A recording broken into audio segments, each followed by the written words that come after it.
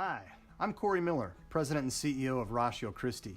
I also do some things on the side. I teach adjunct philosophy and comparative religions at Indiana University. Just got another book out, by God's grace. Very excited about evangelism and evangelism within a particular niche. I love the strategy of reaching the universities. Ratio Christi means in Latin, the reason of Christ. And we are busy defending truth and Christianity on the campus. Now, we've emerged at a time when many people recognize that American culture is in a virtual moral freefall. You can talk about statistics from STDs, drug overdose, suicide, divorce, the pervasiveness of porn addiction, and so forth.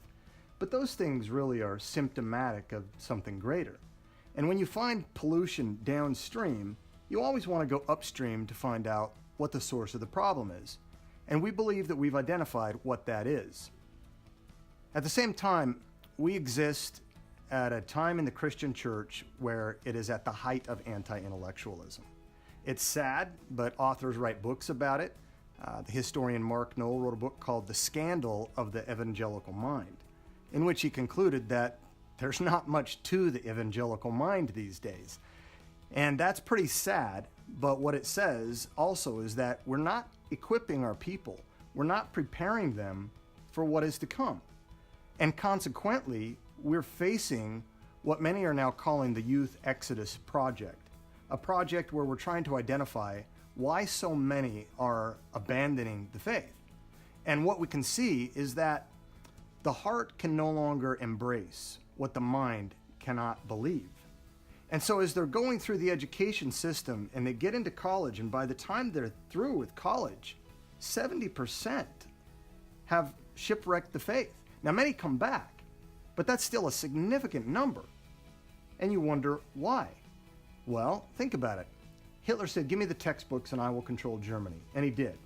Abraham Lincoln said that the philosophy in the schoolroom in one generation will be the philosophy of government in the next. He was right.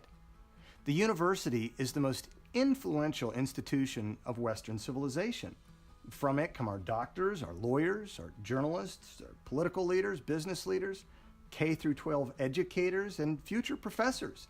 It just makes sense that when you have a vast majority of educators on the very top whose views are more charitably inhospitable to Christianity and sometimes even outright hostile, it's going to have an impact downstream. And it does. As goes the university, so goes the culture. So we have a dream. We have a vision. And this vision is thoughtful Christianity. Transforming lives on campus today, changing the culture tomorrow. Now, thoughtful Christianity has sort of a double entendre, a double meaning. On the one hand, it represents an attitude of someone that is compassionate or considerate. On the other hand, it represents someone that's reflective or contemplative. And we want that. We want to be holistic Christians. We want to love God with our hands, our hearts, and our heads. We want to do what Jesus said, and that is love God with your mind. And the Apostle Paul even said, after his magnum opus doctrinal statement in Romans 1 through 11, he gets to Romans 12:2, and he says, "Don't be conformed to this world, but be transformed by the renewing of your mind." Just as the campus is the mind of the culture, so also our mind is the centerpiece of spiritual formation. And so we want to love God with our minds. And we want you to join us. And we are so happy that you are considering being part of Ratio Christi. Welcome to Ratio Christi.